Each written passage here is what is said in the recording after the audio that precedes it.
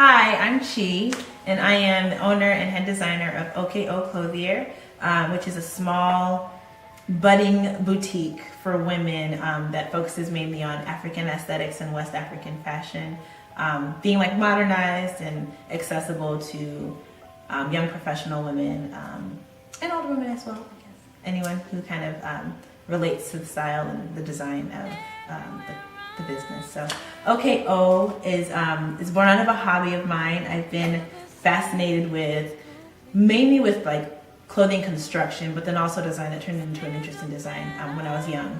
My mom was a seamstress and used to sew as a hobby as well, and she also had her own business. And so growing up around that when I was very young, and learning how to sew, hand sew, because she wouldn't let me touch the machine, and then eventually getting to learn how to work on a machine and do a formal certificate fashion design training program in college to kind of learn like the techniques and the history and all of the art of fine sewing and couture work, and it's all kind of built upon itself and turned into something else. And so now I'm pursuing that passion part-time and trying to slowly build that up. So that's my biggest hobby. Other hobbies, I sing. Now I'm just in the shower, but I used to sing pretty regularly. I've been in choirs and in theater all my life, really. And then in college was performing with a traveling soul music group, which was really cool. So that's kind of on the back burner now, but I do enjoy music. I have a very deep passion and love for music. That was also a result of kind of my upbringing. I love cooking. And I'm really kind of a health nut. I'm very fascinated with holistic wellness and holistic health, and so all aspects of that, fitness and mental health and spiritual health, sexual health and nutritional health and all of that stuff. It's all very, very fascinating to me. So those are my main hobbies. That's a little bit about me. Yeah. Hi, my name is Portia. My hobbies include writing poetry, music, and art. My favorite quote is, "Do the work and no one can deny the work." I am currently in the process of starting my own media forum where I am a freelance journalist. I'm excited. Okay guys, thank you for coming and turning in to my panel, my ladies panel. Today I have Portia. Hello. And I have Chi. Hi. Some amazing women, and we're just gonna have a conversation about some topics that have been on my mind lately. So the first topic that I have is, I don't know if y'all are heavy on social media. I am guilty of it. If I have a break at work, I'm on Instagram scrolling. So I saw the comments Chris Brown made about Christina Milian. And I'm like, I'm on, oh, it wasn't Christina Milian, I'm sorry. It was Adrienne Bailon. Yes, okay. That's who it was. And so I'm on like the cusp of it because I feel like, yes, everybody's entitled to their opinion. You know, people can say what they want, and somebody that they feel like is offending them, and they can defend themselves. However, I don't think personally it's appropriate for men to come for women. Like, I just feel like men should just be better and just let it go because it's coming from a woman, and not, call her all these. He was calling her a bee and trout mouth and a hoe and sleeping with like he came hard, and it wasn't comparable for what she said to him about him. So what do y'all think? Well, okay. I saw it too, and it's funny that I saw it because I've actually been working on like trying to stay away from those things, but I clicked anyway. So that's good that I did for this conversation. But I agree, it was completely inappropriate. I think that's a given. I don't necessarily know. Okay, you said that like you think men should never come for women. I don't know if I agree that they should never come for women just because they're women. But I do hold an expectation of people in general, whether you're female or male, to just keep your mouth shut and kind of. There's a time and place for everything, and everything should be done with tact. Period, and that's across the board. So even if it had been flipped, I would have still, if it were her that came at him like that, I still would have said that was inappropriate. That's not the way to handle it. But yeah, it was uncalled for. He took it too far. Yeah, and I think honestly they were just working. Yeah, they were just at their jobs. I mean, I didn't hear the full extent of what Adrienne said, but as far as Tamar, he came at her too. He called her a muppet, and she was more so defending him. Yes, and that was the thing. She said that no, I don't think he's a bad guy. I just think that he's young. Yeah. Right. So I just felt that he kind of reacted too quick.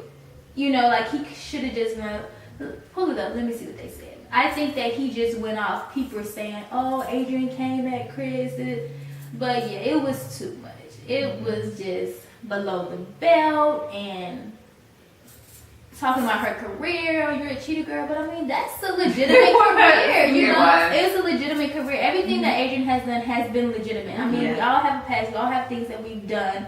Chris should know that. Yeah. So I just feel like it was inappropriate. It was very just. Who is his PR team? Like, that's what I said. This is this has got to be a nightmare for them. Right, and I mean, it was more so about Karrueche. It wasn't necessarily about him. It was about how relationships in general. And I mean, my opinion, I just feel like Chris. You know how sometimes when a guy knows that he's kind of did a girl bad, but he don't want her friends to get in her head. Yes. No. I feel like he doesn't want people to kind of get in her head, and for her to see, you know. True. I agree. True. That was. I agree with both of you. I think it should be tactful, and I do think he came too hard. Yeah. I also kind of wonder how much of his reaction was, well, like you said, maybe he never even saw the original reel, you know, and like what they said. Like maybe it was based on what fans were saying. Right. But two, I wonder how much of that was like, oh, Chris, you gonna do something? You gonna take that? You know what I mean? Like in him being like egged on or feeling like he had to defend himself in that way in order to kind of like maintain his ground and you know what I mean? And so part of that I was like, I wonder how much of that was like really him wanting to react that way or him feeling like he needed to in order to kind of protect whatever image he is trying to create for himself. Or their relationship. Or their relationship, yeah. Because that's really, I guess, what was being scrutinized is their relationship. It was weird though because I think literally, if not hours before then, it had to have been the day before, I had read something about, I read like an article headline, I didn't read the thing, but about how Chris is tired of everyone being mad at him and people just need to get over it and all this stuff. And I was like, it's so funny that you're so worried about people still being mad at you and then you turn around and pull something like this. Yeah. And I feel like his fan base is huge. It's huge. It's like a cult. Right. They defend him to the T. So I mean, I don't think that people are consistently bringing it up. I mean, I watched an interview when he was on Hot 95 with Ebro and the other white guy, I forgot his name. Anyway, and he was talking about the relationship with Rihanna and how they gave it another try. So I feel like he want to talk about it when he want to talk about it. You know, like if he, okay, we can discuss it, but if someone is saying something, I guess, and he's not daring to automatically defend himself, he's like, why y'all talking about me? And that's just the nature of the industry you're in. Yeah. Like you just kind of, at some point, you have to accept you made a mistake and it's going to follow you for a long time because you are in the spotlight. Right. I think it's going to take maybe a good 10 years. That'll be a while. But he needs to not have these episodes to make them think that he's angry. Exactly. Right. He's an angry guy. Because R. Kelly pissed on a girl. And sometimes I forget about it and I'm singing his song and I'm like, it's R. Kelly. But, you know, it's just... Yeah, he did. And I mean, eventually it goes away and you forget about it. But I feel like it was like we were, I guess, in the midst of their culture because I mean, I remember watching the episode of Army Divas when Michelle was talking about how Dr. Dre beat her up. I never even knew that. But back then, it was a big thing. But you know, so that kind of is like our Chris and Rihanna. So it's like I never knew that, but I'll never forget this Chris and Rihanna. So I feel like he has to. It just comes with the territory. You have to just take it in strides and understand that you made a huge mistake and it's gonna follow you. You know. It makes me sad because I wish, like you said, I think part of it is that he just keeps having these episodes where he's constantly, even when it's not related to the Rihanna thing, but he's constantly acting out violently or just very like negatively and angry. He's just very aggressive all the time. And I'm like, it would be different if you could take these opportunities as use them as a way, to like as lessons and then really to like reach people and kind of atone for it. Like instead of, don't give people what they expect from you. You know what I mean? Right. Instead, surprise us and give like an articulate, positive response to it. If you felt say how you felt. Say that. Just don't lash out. I feel like he needs to speak more so from an honest place than less from an egotistical, I'm a man. Like, I feel like he keeps like, instead of just saying, you know what, that hurt my feelings. Or like, I didn't like that. That offended me. That offended my girl in our relationship. You know, whatever we go through in private, that's us. I mean, I understand that you guys are at your job, but this is my life. Yeah. Instead And of, that even you would have went been, I think, well off. respected. I would have been like, oh my god, I'm I so would've excited. been like, Yeah, let me go get that X album. Listen to it on YouTube. That's gonna endear you to people. And that was why for a long time I struggled to like, after the Rihanna thing, I honestly struggled to like listen to his music for a while because like I was very conflicted. And part of that was because I never felt like he ever came forward and was just honest and like transparent about, you know what I mean? Like he didn't try to endear himself to people. Right. And he still hasn't tried to. And that for me is bothersome. And I think he has to, I mean, this is the consequence of that. It's going to keep following you until you do. And I don't like loose terms of bitch. Like I do not, it makes yeah. my skin crawl, and I don't. It wasn't warrant. It wasn't, yeah. Nothing. It just. She didn't call him that. Right. Like, I She just didn't even don't. call your girl that. She didn't call your girl that either. You know, like I said, I don't know what she said because I didn't watch that part. But from what I get, they were just saying that, you know, just relationships. When you're in a relationship, you have a girl. You know, she's going back and forth with the guy, and how would you? You know. Yeah. It happens to the best of us, but like you said, it's just the nature of the business, and people are going to be in your business.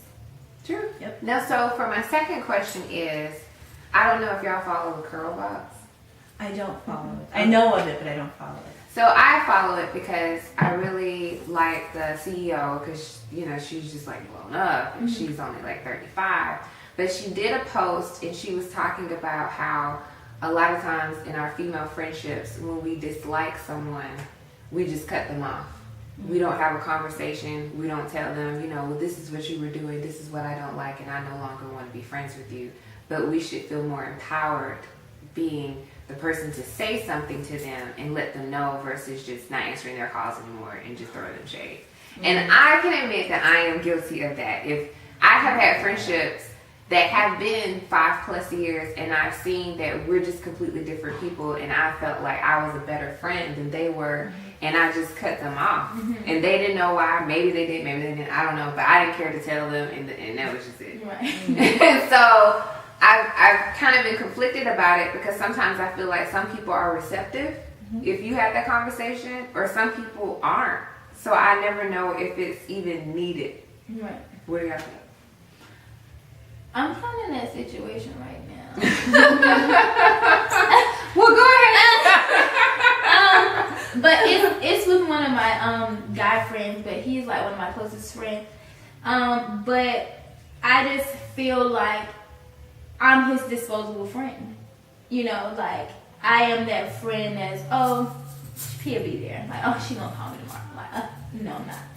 Like, because I just feel like, I don't know, like, I've been through a lot of hard times, and like, you know, and everybody been through hard times, you know. It was a simple situation. He wanted some milk, okay? So he asked me to go get the milk. But it's just, I went to 2 places, and that went to 2 convenience stores, it wasn't there. So I'm like, do you really need this milk? I can get you whole milk. No, I want 2%. So I'm like, okay. So I'm going to the store, I get the milk, I come back, and he got me outside waiting for like 10, like 15, like 10, like 7 minutes. Like 7 minutes. But it's you know, it's getting cold. I'm out here with the milk. So I just gave him the milk and I just left because I'm just like, you don't understand how much I am a friend to you. It's just kind of like, not a convenience, but sometimes it is. You know, and I just had a call. I didn't tell him why. I just gave him the milk, and that's the last he heard from me. He called me. I'm not pick. Cause but yeah, I think I should tell him. I'm gonna tell him. Like, this is how I'm feeling. You know, I just really feel like that disposable friend, and I don't like that. I don't like feeling like you would disregard me for someone else who kind of played you, but they've been with you since. No. If someone is doing you wrong, recognize that. And if someone is trying to do you right and be a good friend to you, recognize that too. And don't put them over me because of, we've been friends for a long time. Because that makes me feel like you don't value my friendship as much as you value theirs. And it's making me like, well, dang, like if I could lend my arm out to you and you be like, no, I don't need your arm. She give me her arm now. But when you really needed her arm, she was like, no, you can't have my arm, my fingers, my legs, don't even call me.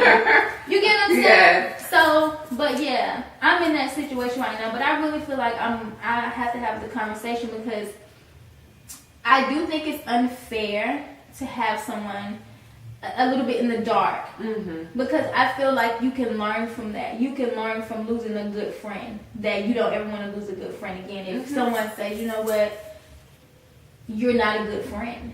And sometimes people don't know that they're not a good friend. They just think that they're just, some people can be a bit selfish and not recognize it. You know, so yeah, I think that it is best to kind of, you know, I don't like this, I didn't like that, and unfortunately I just don't want this in my space anymore.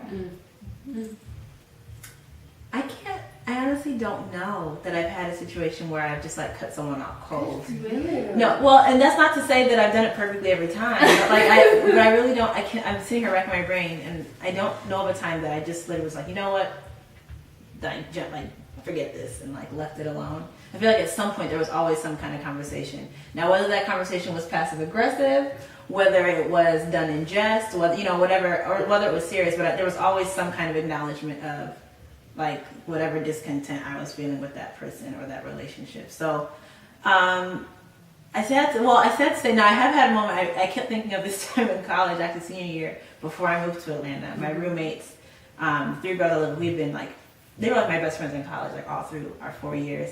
And we had a falling out. And I handled it poorly. I took to Twitter. What did you do?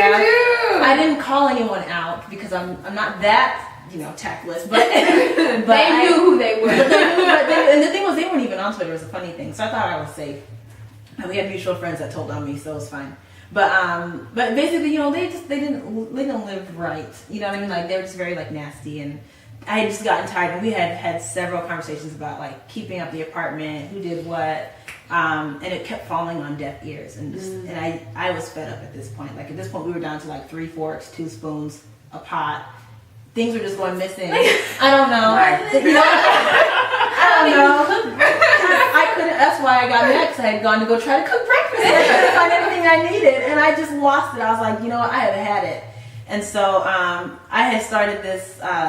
You know, this, what is it called? What are they called now? Trend, the like hashtag. Oh, trending topic. The trend. I started my own trending topic on reasons I don't believe in roommates. And I was just like, you know, like because we only have 3 forks in the house. Because I just found the pot I was looking for under her bed. Like I wasn't venting. I wasn't saying names, but I was venting. And like the people that knew, like a few people knew who my roommates were, so they knew who I was talking about. And then there was a mutual friend that had gone and told. And so they came back and they're like, "We need to talk." And I was like, "Oh F." And my sister was there. It was so awkward. But I apologized, and I was like, "Okay, you know what? I should not have done that." I was like, I apologize. I should not have handled it that way. That was inappropriate, immature. But should have come too directly. But I'm not apologizing for what I said, because I didn't tell any lies. Nothing I said was incorrect. You cannot cite one tweet that was false. So I shouldn't have done it. The way I did it was wrong. What I said was not wrong. And it was not anything new that we have not discussed in the past. So I was like, so I'm sorry that I hurt your feelings. I'm sorry I did it that way, but that's all I'm apologizing for. And that's kind of where that ended. So, I mean, they weren't satisfied with that, but I mean, they weren't getting anything else. I bet they're better roommates now, though. I hope so. You know?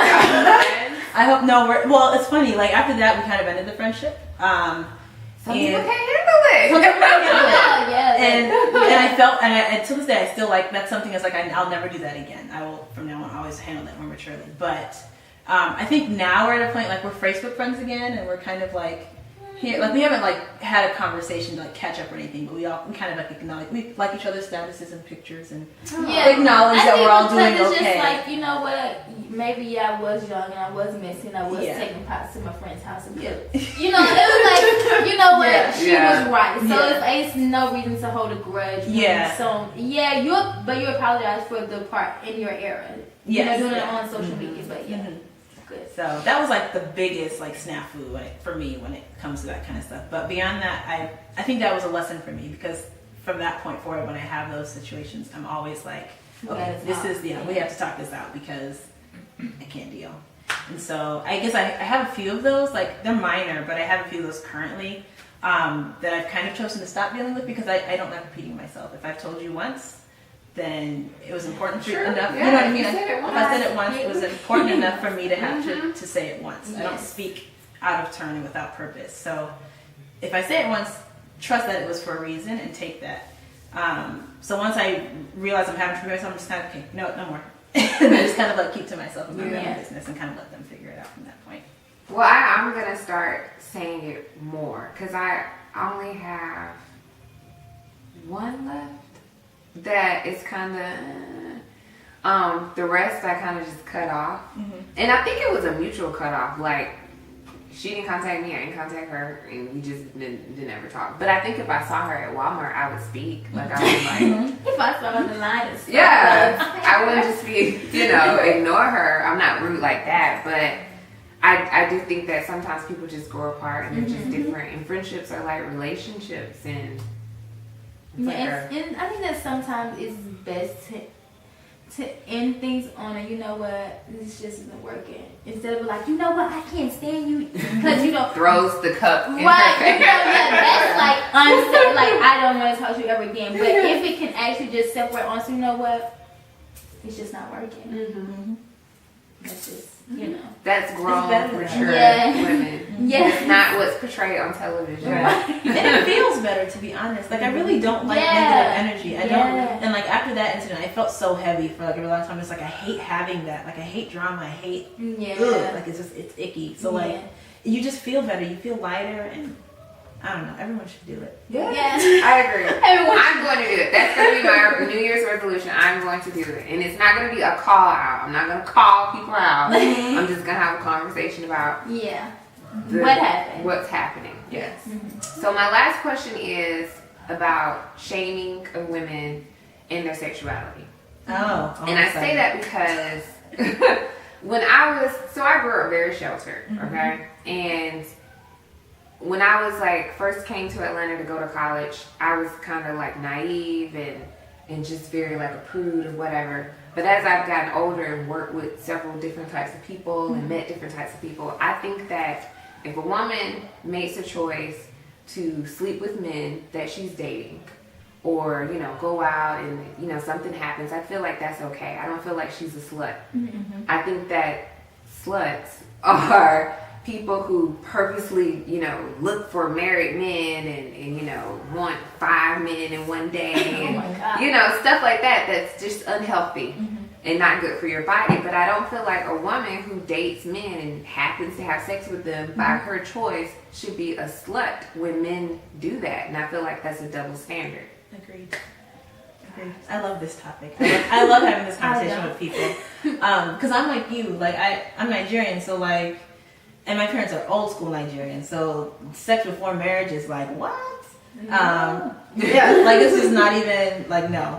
And so even dating, like, I had to wait to date for a very long time, technically, even though I did. But, so like, I was like you, like, I was very sheltered. My parents didn't, I don't think I've ever heard my dad say the word sex. Like, they didn't talk about sex. If it was on TV, if they sensed people were going to start kissing, like, it was just like, it was a no. And so I grew up with this understanding that sex was one for married people, or like it was an adult thing, and two, it was like, it was bad. It was a taboo thing. And so I had a lot of like personal shame about feeling physically attracted to someone, and well, what if I ever did make a decision to sleep with someone outside of marriage, that kind of thing, before I ended up making the decision to. And so it's been cool. Like, it sucked to have to go through that, but it's been cool. It's cool to be on the other side of it now, and to kind of more maturely process how damaging that can be. Yes. And now trying to help my younger sisters through that process. I go back and help them through that process. And I don't know. It's something to be talked about more, because I think it's very, very, very damaging, and people downplay that a bit too much, especially religious people. They downplay that way too much. And yeah, I don't know.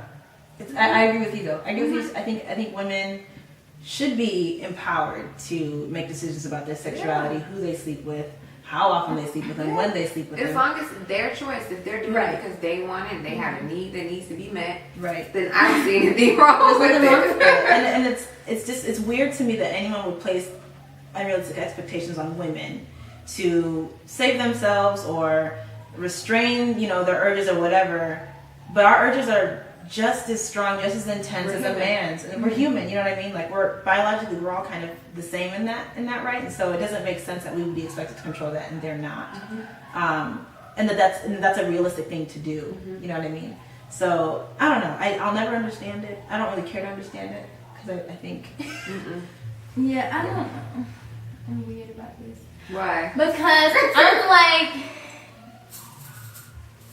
on both sides. Like I really am, because on one hand I feel like there should be a prey and there should be a hunter. Then on the other hand, I feel like when you reverse the role and the woman becomes the hunter and the man becomes the prey, it kind of like, I don't know, it's like, how does that look? Like I don't know. I really don't, because at one point I felt like I was the prey. Like, I mean, no, I was the hunter. And I'd be like, oh, he's cute, okay?